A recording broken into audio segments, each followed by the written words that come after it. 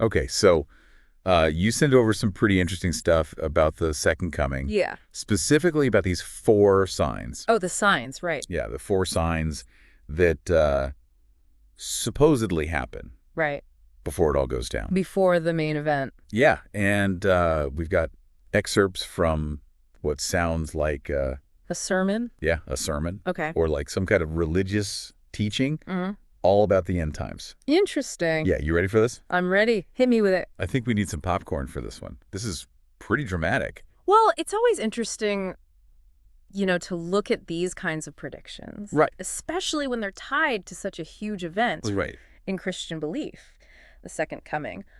But our goal here, I think, is to just kind of analyze the information as it's presented, not to preach it or debunk it. Right. We're just trying to understand what this source is saying. Exactly, yeah. Yeah. So let's dive into these 4 signs, see how they're explained, and figure out what it all means. Sounds good. Starting with sign number 1. Disasters galore. Okay. Wars, earthquakes, famines. Yeah, the classic end time stuff. Right. It's like the source is saying, hold on to your hats, folks, because things are about to get bumpy. Yeah.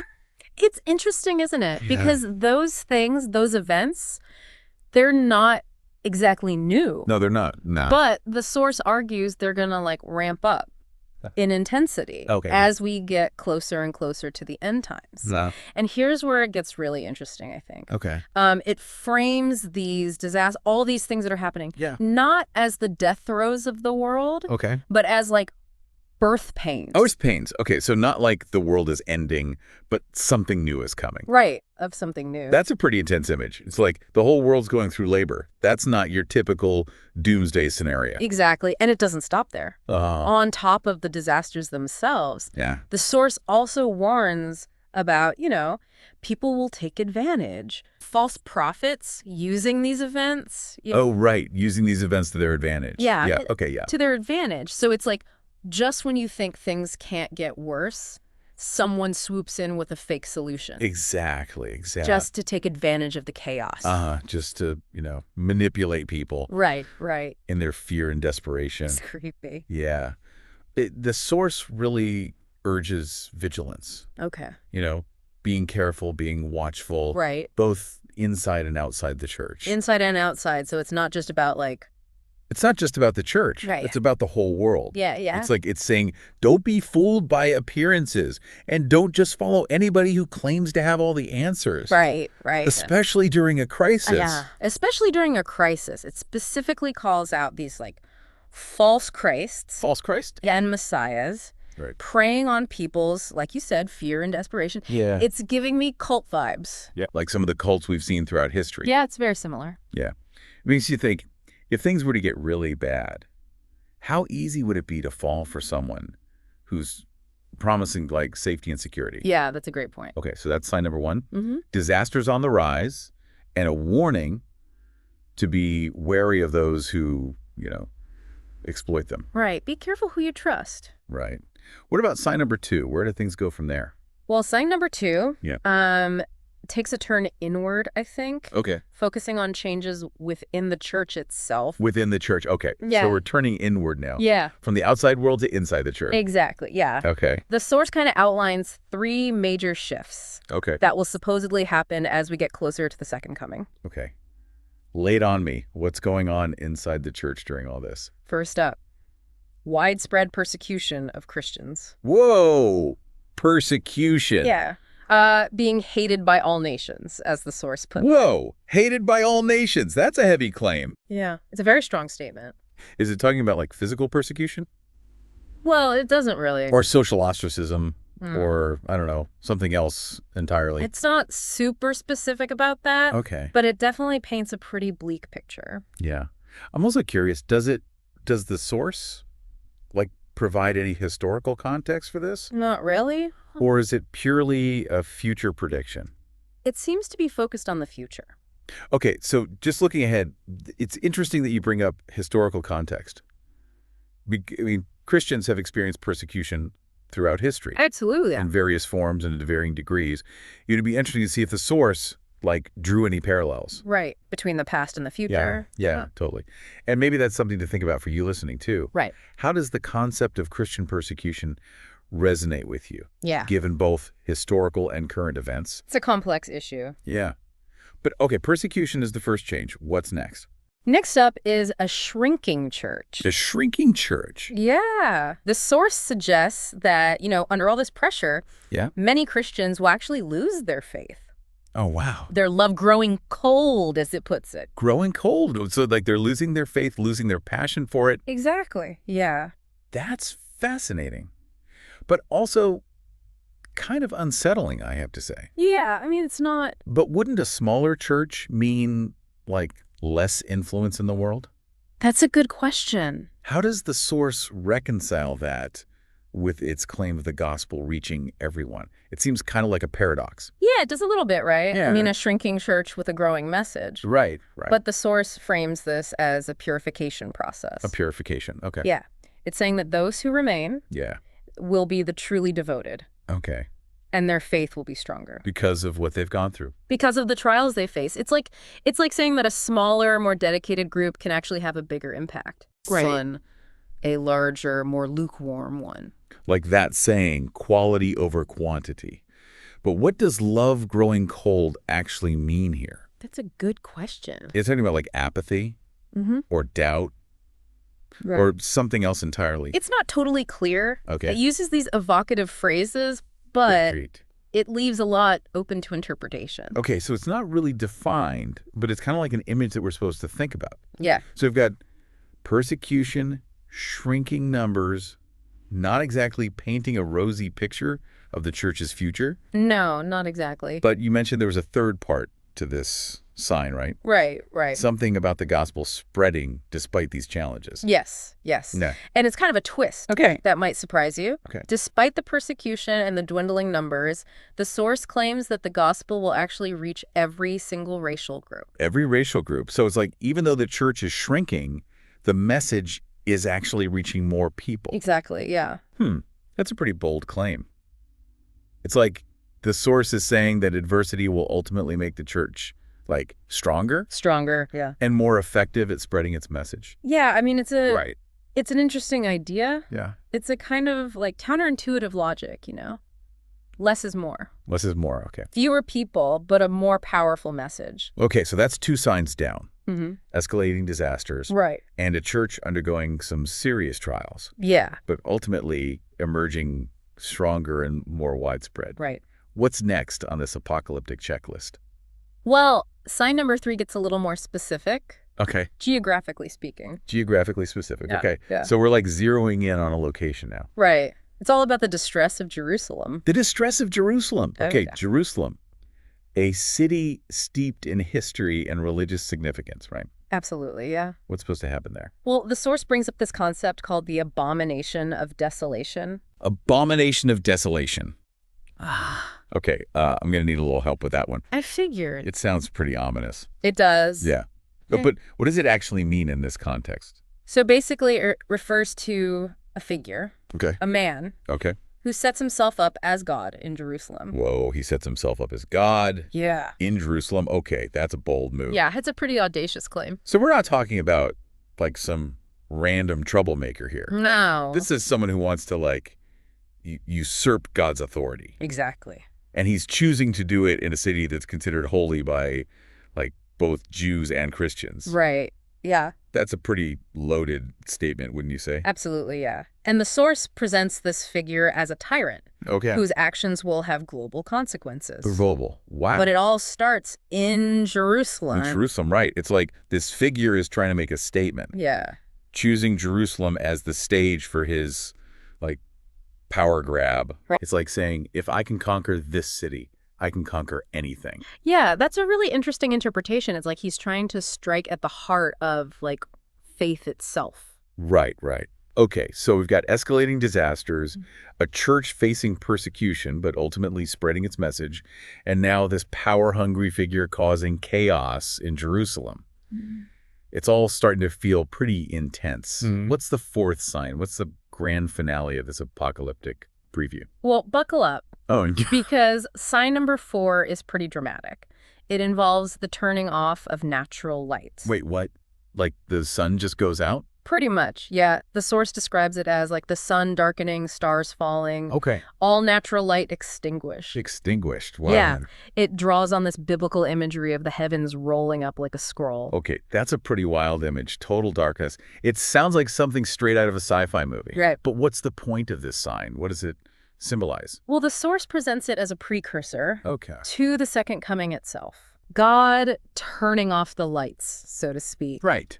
To make way for the, it says the lightning flash of Christ's return. Lightning flash. Yeah. Okay, so the darkness is like the calm before the storm. Yeah. The silence before the symphony. It's all building towards this one, like, momentous event. But does the source clarify whether this darkness is, like, literal or metaphorical? Not really. Are we talking about actual scientific phenomena, or is this more about, like, spiritual darkness? That's a good question. And to be honest, the source isn't super clear on that point. Okay. It uses very, like, vivid imagery. Right.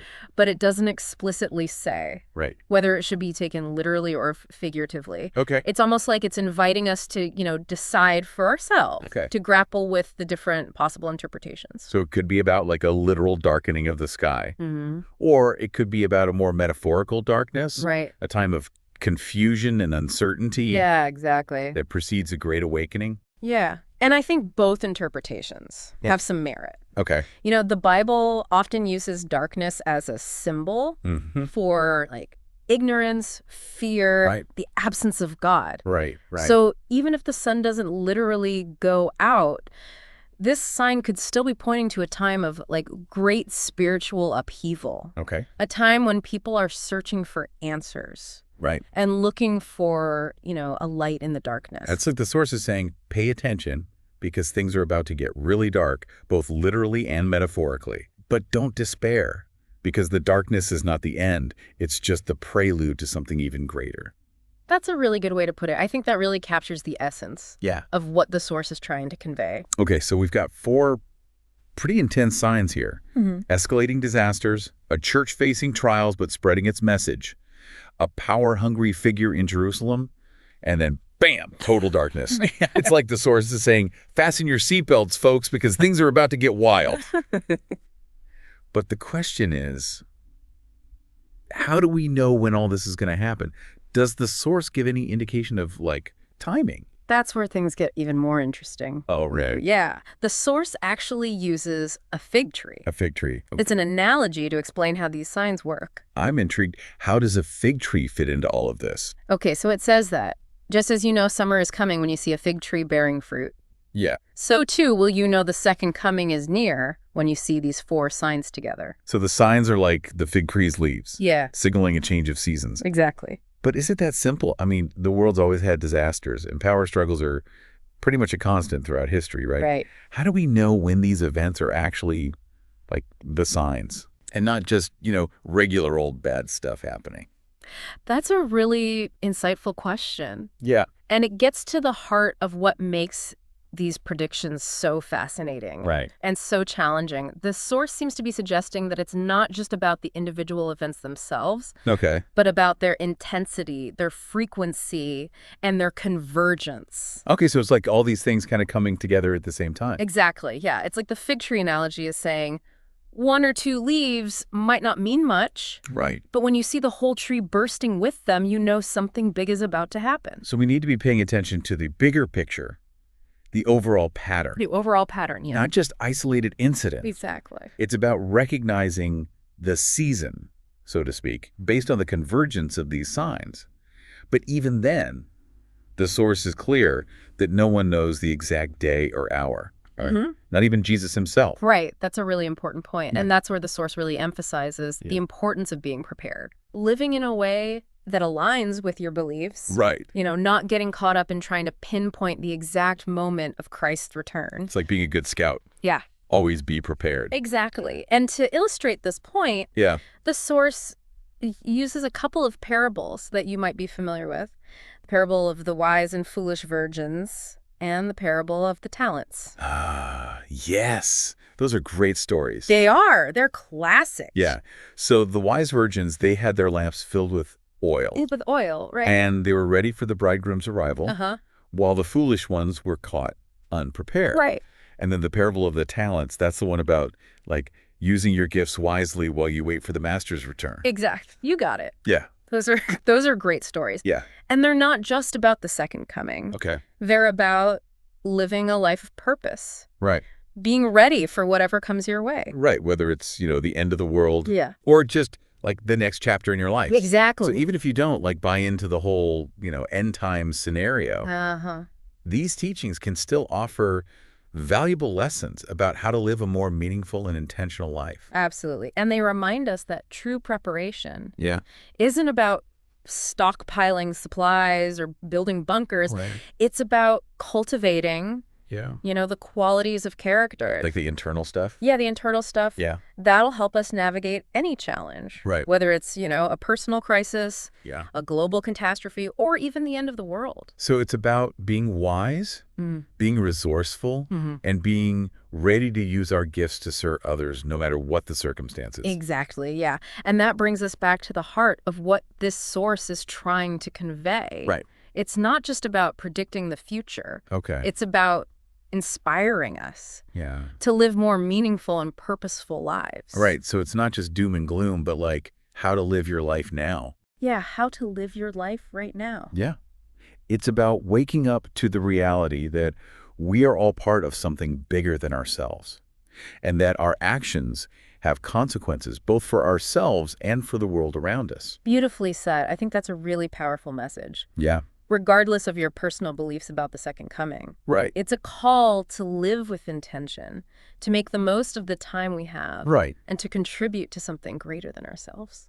So even if you don't subscribe to the specific details of these 4 signs, you can still take away some valuable insights about how to live a more meaningful and impactful life. Absolutely. And that's what we're all about here on the Deep Dive, right? Exploring ideas, unpacking complex topics, and helping you find those nuggets of wisdom. Right. That resonate with you. Okay, we've covered a lot of ground in this episode. We have. From escalating disasters to a church in crisis to a power-hungry figure and cosmic darkness. It's been a wild ride. It has.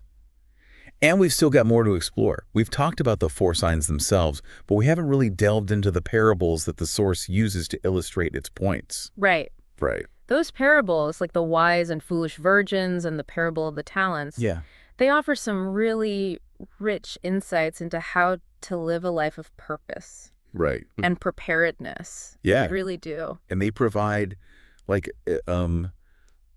more personal and relatable dimension to this whole discussion. Absolutely. About the end times. Yeah, they bring it down to earth a little bit. Right, right. So before we wrap up, let's take a closer look at those parables and see what we can learn from them. Sounds good. Welcome back. All right. Let's go back to those 4 signs and see what else we can learn from this source material. Right. We were just talking about that judgment described in the source, the separation of the sheep and the goats. Right. That part really stuck with me. Yeah. It's a powerful image. It is. And it raises a lot of questions. Like, what does it actually mean? What does it mean to help Christ's followers? Right. Is it about, like, grand gestures or just everyday acts of kindness? Right. And what about people who've never even heard of Christ? That's a good question. How does that fit into this whole judgment scenario? Those are great questions. Yeah. And ones that have been debated by theologians for centuries, really. Oh, wow. The source doesn't offer any easy answers. Right. But it does seem to emphasize that judgment is ultimately about aligning your actions with your beliefs. So it's not just about saying you believe in something, but actually, like, living it out. Living it out, yeah. In the way you treat others. In your actions. So it's not just about, like, checking off a list of doctrines or attending church every Sunday. Right. It's about, like, embodying those teachings. Embodying them. In your daily life. And how you live. Right. And that brings us back to the 4 signs themselves. Okay. I mean, it's not just about predicting the future. It's about using those predictions as a catalyst for, like, self-reflection and personal growth. So it's like the source is saying, hey, wake up. Pay attention to what's going on in the world, examine your own heart, and make sure you're living in a way that matters. Exactly. Right. And speaking of paying attention to the world, let's go back to that first sign, the escalating disasters. Right, the disasters. We were talking about how to distinguish between, like, regular disasters. Yeah, regular disasters. And the ones that might signal the end times. Right. How do we know the difference? Yeah. That's something I'm still grappling with myself. Yeah. I mean, the world has always had its share of earthquakes, famines, wars. Yeah, bad stuff happens, right? Bad stuff happens, yeah. How do we know when these events are crossing the line into, like, end times territory? Right. Does the source offer any, like, specific criteria? That's a tough question. And honestly, the source isn't super clear on that point. Okay. It uses very general language. Okay. Talking about increased intensity. Right. Frequency. Yeah. So more often. More often, more intense. Yeah. But it doesn't provide, like, a precise formula. Right. For determining when we've crossed that threshold. So it's more about, like, recognizing a pattern. A pattern, yeah. A shift in the overall climate. The overall trajectory. Rather than fixating on individual events. Exactly. But isn't that a bit subjective? It is a little bit, yeah.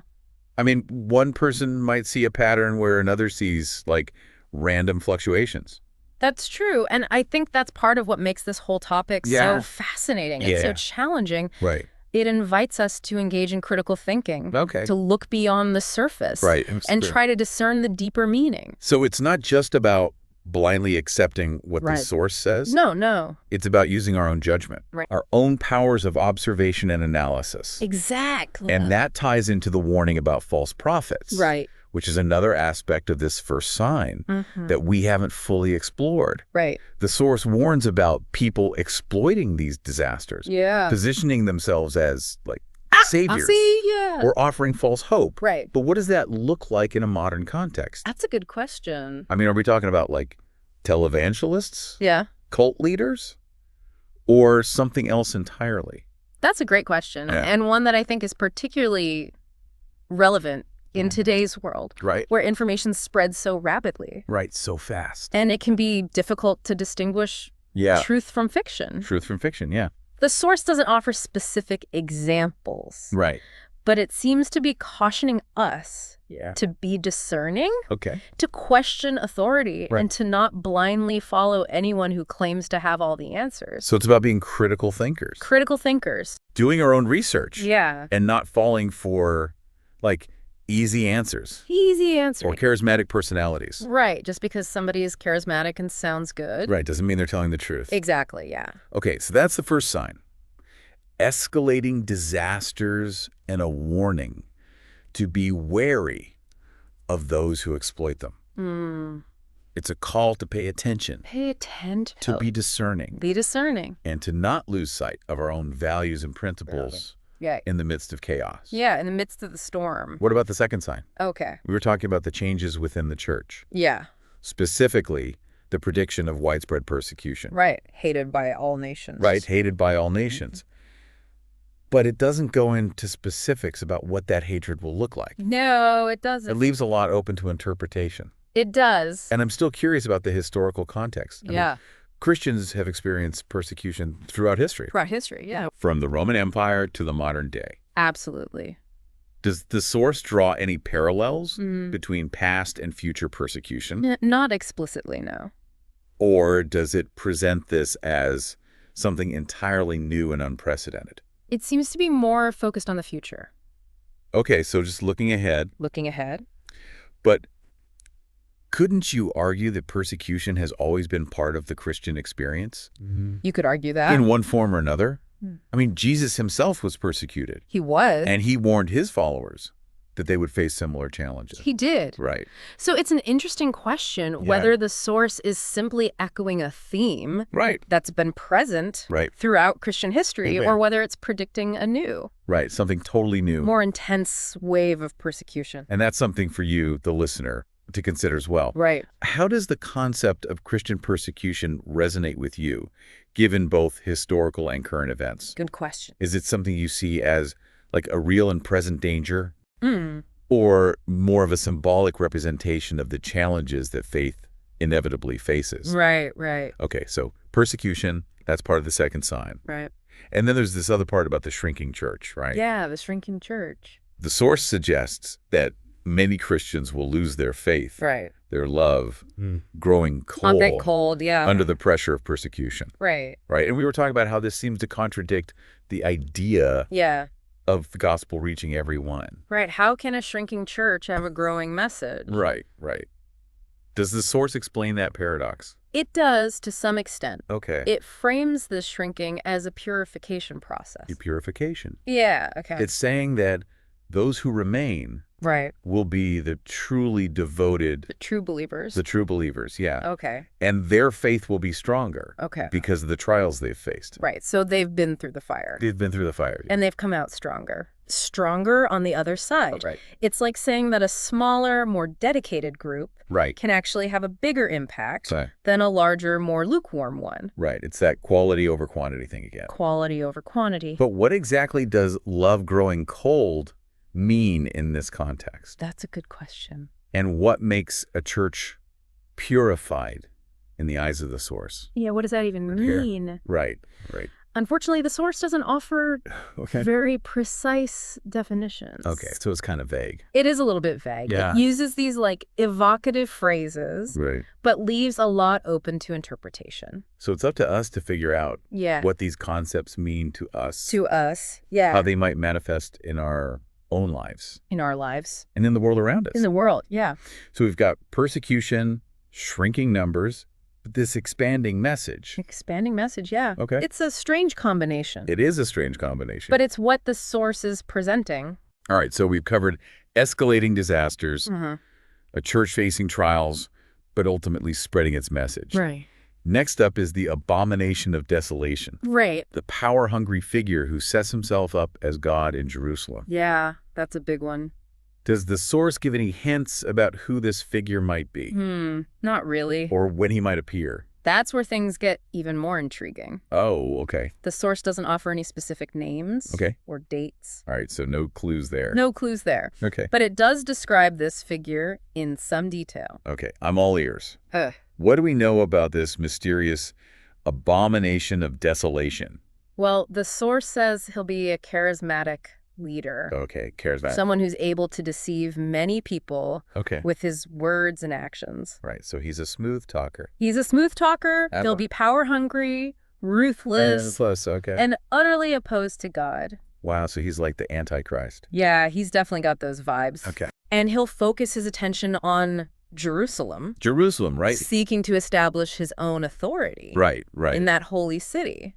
So he's not just some random tyrant. No, no, no. He's someone who specifically targets a place that holds deep religious significance. Deep significance. For both Jews and Christians. For both, yeah. It's like he's trying to make a statement. He is. To challenge God's authority on a symbolic level. On a symbolic level, yeah. And that raises a lot of questions. It does. Who could this figure be?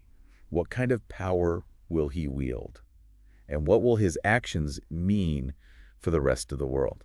Those are all good questions. It's definitely a lot to ponder. It is. And it makes me wonder if we're supposed to be watching for this figure. Yeah. What are the signs? What are we looking for? What should we be looking for? That's a great question. Yeah. And it brings us back to that idea of discernment. Right, being able to tell the difference. Being able to tell the difference. Between truth and falsehood. The source doesn't provide a checklist of specific traits or actions. No. But it does seem to be suggesting that we need to be aware. Aware. To pay attention. Pay attention. And to not be swayed. Right. By empty promises. Empty promises. Or flashy displays of power. Right. Style over substance. So it's about looking beyond the surface. Looking beyond the surface. Judging by actions rather than words. Actions, not words. And being wary of anyone who claims to have all the answers. Exactly. And that's a valuable lesson. It is. Regardless of whether you believe in the abomination of desolation or not. Absolutely. It's about being critical thinkers. Like a real thinker. Being able to see through deception. Through deception. And being guided by our own values and principles. Our own inner compass. Okay, so we've got escalating disasters. Right. A church facing trials, but ultimately spreading its message. Right. A power-hungry figure targeting Jerusalem. Targeting Jerusalem. It's all starting to feel pretty intense. It is. It isn't. What's the fourth sign? All right, here we go. What's the final act in this apocalyptic drama? Well, buckle up. Oh, no. Here we go again. Because sign number 4 is perhaps the most dramatic of them all. The most dramatic. It involves the turning off of natural light. Wait, what? The sun goes out. Like literally? That's how the source describes it. No way! Yeah, the sun darkens. Okay. The stars fall from the sky. Whoa. All natural light is extinguished. Extinguished, wow. Yeah, it draws on this biblical imagery of the heavens rolling up like a scroll. Okay, that's a pretty wild image. It is. Total darkness. Yeah. It sounds like something straight out of a sci-fi movie. It does, doesn't it? But what's the point of this sign? What does it symbolize? The source presents it as a precursor to the second coming itself. Right. God turning off the lights, so to speak. Right. To make way for the, it says the lightning flash of Christ's return. Lightning flash. Okay. Dramatic, right. Yeah, so the darkness is like the calm before the storm. The calm before the storm. The silence before the symphony. Exactly. It's all building towards this one momentous event. This one big moment. But does the source clarify whether this darkness is literal or metaphorical? That's a good question. I mean, are we talking about actual scientific phenomena? Right. Or is this more about spiritual darkness? The source isn't entirely clear on that point. Okay, so it's kind of ambiguous. It is a little bit ambiguous. Right. It uses very vivid imagery. Right. But it doesn't explicitly say whether it should be taken literally or figuratively. So it could be about a literal darkening of the sky? It could. Or it could be about a more metaphorical darkness. Right. A time of confusion and uncertainty. Confusion and uncertainty. That precedes a great awakening. Right, like a spiritual awakening. Exactly. And I think both interpretations have merit. The Bible often uses darkness as a symbol for ignorance, fear, the absence of God. Right.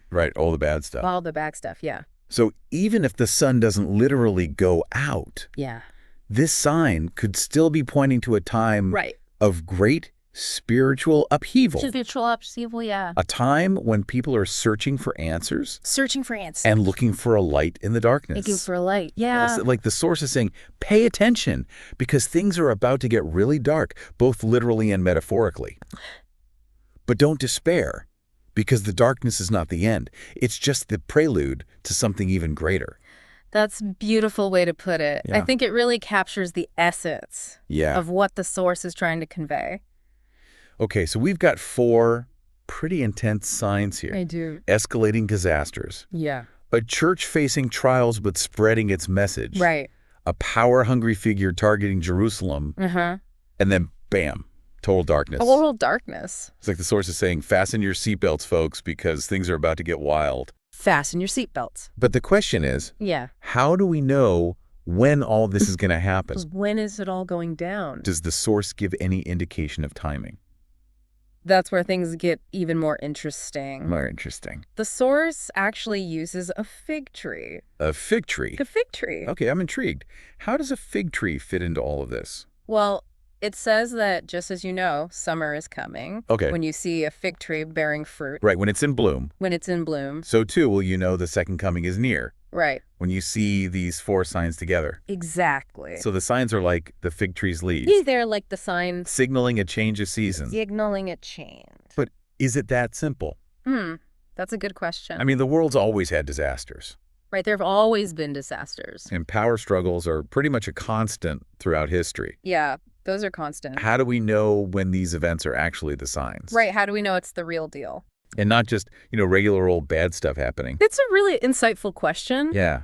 And it gets to the heart of what makes these predictions so fascinating and so challenging. Yeah. The source seems to be suggesting that it's not just about the individual events themselves, but about their intensity, their frequency, and their convergence. Okay, so it's all these things kind of coming together at the same time. Coming together at the same time. Right. It's not just one thing. It's like a whole bunch of things. It's a pattern, yeah. Okay. It's like the fig tree analogy is saying 1 or 2 leaves might not mean much, but when you see the whole tree bursting with them. Right. You know something's up. You know something's up. Okay. You know something big is about to happen. So we need to be paying attention to the bigger picture, the overall pattern. The overall pattern, yeah. Not just isolated incidents. Exactly. It's about recognizing the season, so to speak. The season, yeah. Based on the convergence of these signs. The convergence. But even then, yeah, the source is clear that no one knows the exact day or hour. Right. Right. That's key. Not even Jesus himself. Not even Jesus. And that's where the source really emphasizes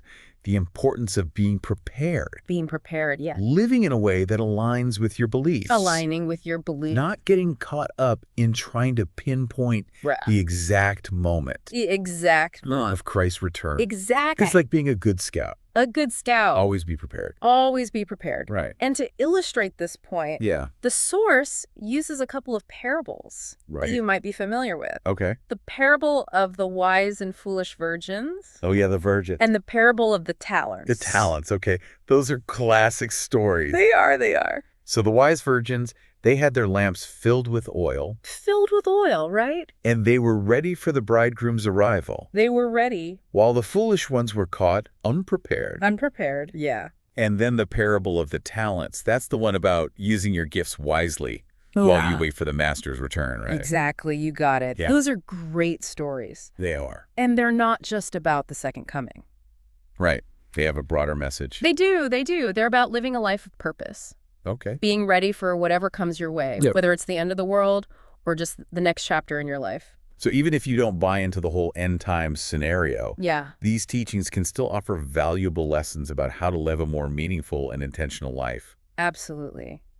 And they remind us that true preparation isn't about stockpiling supplies or building bunkers. Right. It's not about the external stuff. It's not about the external stuff. It's about the internal stuff. It's about cultivating the qualities of character that will help us navigate any challenge. In any challenge, right. Whether it's a personal crisis, a global catastrophe, or even the end of the world. So it's about being wise, being resourceful, and being ready to use our gifts to serve others, no matter what the circumstances. Exactly, yeah. And that brings us back to the heart of what this source is trying to convey. Okay. It's not just about predicting the future. It's about inspiring us to live more meaningful and purposeful lives in the present. Right. So it's not just doom and gloom, but like how to live your life now. How to live your life right now, yeah. Yeah, it's about waking up to the reality that we're all part of something bigger than ourselves, and that our actions have consequences, both for ourselves and for the world around us. Beautifully said. Yeah. I think that's a really powerful message, regardless of your personal beliefs about the second coming. Right. It's a call to live with intention, to make the most of the time we have, and to contribute to something greater than ourselves. So even if you don't subscribe to the specific details of these 4 signs, you can still take away some valuable insights about how to live a more meaningful and impactful life. Absolutely. And that's what we're all about here on the Deep Dive, right? Yeah. Exploring ideas, unpacking complex topics. Unpacking. And helping you find those nuggets of wisdom that resonate with you. Right. Exactly. All right, we've covered a lot of ground in this episode. We have. From escalating disasters to a church in crisis. To a power-hungry figure and cosmic darkness. It's been a wild ride. It has. And we've still got more to explore. We do. We've talked about the 4 signs themselves, but we haven't really delved into the parables that the source uses to illustrate its points. Right. Right. These parables like the wise and foolish virgins and the parable of the talents, they offer some really rich insights into how to live a life of purpose. Right. And preparedness. They really do. And they provide like a more personal and relatable dimension to this whole discussion. Absolutely. About the end times. Yeah, they bring it down to earth a little bit. Right. Yeah. So before we wrap up, let's take a closer look at those parables and see what we can learn from them. It's doing good. Okay, so we're back and ready to dive into those parables. All right. That we mentioned earlier. Parables, yeah. Yeah, the source uses these stories to illustrate its points about the second coming. Mm-hmm. But I think they also have a lot to say about, like, about how we live now. Yeah, how we live our lives, like, right now, today. Absolutely. Yeah. So let's start with the parable of the wise and foolish virgins. Okay. The virgins. Yeah, it's a classic story. It is a classic. And I think it speaks to that whole idea of being prepared. Yeah. Like, both spiritually and practically. Being prepared. Yeah, I think that's a key theme in a lot of these teachings. Right. Remember, the wise virgins, they had their lamps filled with oil. Right. And they were ready for the bridegroom when he arrived. Yeah. While the foolish ones weren't prepared. Yeah. They were caught unprepared. And it's a powerful metaphor for the importance of being vigilant. Yeah. Of making sure we have the resources we need to, like, navigate the challenges that life throws our way. Yeah.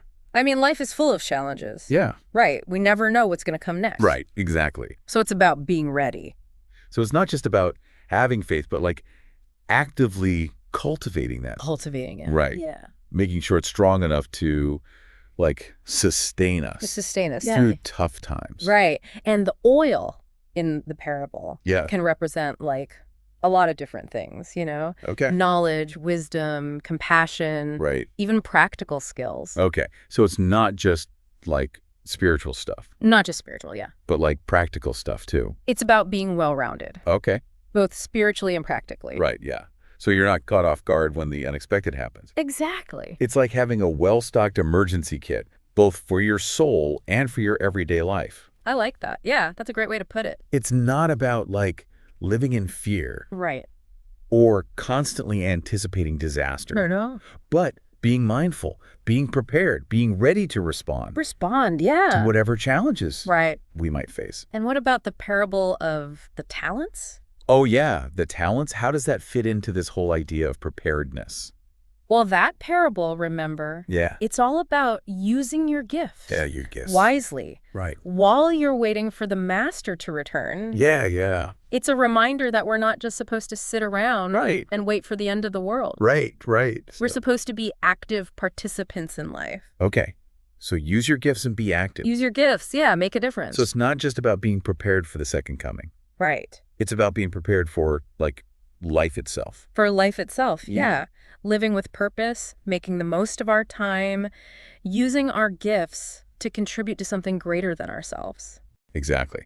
And it's interesting that the source chooses to, like, include these parables alongside this discussion of, like, the 4 signs, right? Right. It's almost like it's saying, yes, these dramatic events are coming, but don't let that paralyze you.